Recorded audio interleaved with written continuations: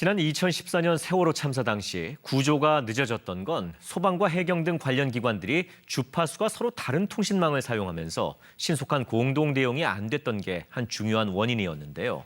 같은 상황이 반복되지 않게 재난 관련 기관들의 통신망을 하나로 묶은 국가재난안전통신망이 개통됐습니다. 안상혁 기자가 보도합니다.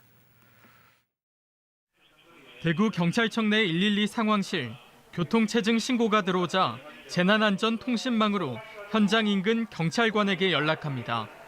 도로에 나가 있는 경찰이 보여주는 실시간 현장 영상은 경찰은 물론 소방서와 대구시청에서도 공유돼 교통 관련 기관들이 함께 상황을 파악할 수 있습니다.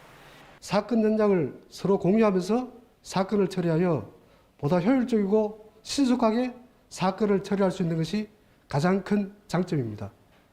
그동안 경찰과 소방, 지자체는 VHF나 UHF 등 서로 다른 주파수를 사용해 재난 상황의 즉각적인 정보 공유와 신속한 대응이 어려웠습니다. 특히 세월호 참사 계기로 일원화된 무선통신망 필요성이 부각됐고 6년 만에 전국 단일 통신망이 구축됐습니다. 경찰과 소방, 자치단체 등 333개 국가기관의 무선통신망이 하나로 통합되면서 최대 2,500여 단말기가 실시간 통신이 가능해졌습니다. 산악지대나 지하 등 통신 사각지대도 사라졌습니다. 특히 4세대 무선통신 기술인 PSLTE를 기반으로 한 것은 우리나라가 처음입니다.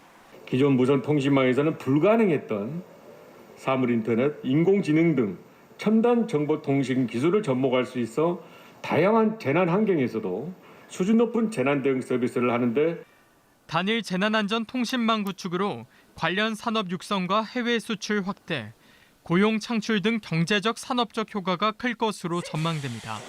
KBS 뉴스 안상혁입니다.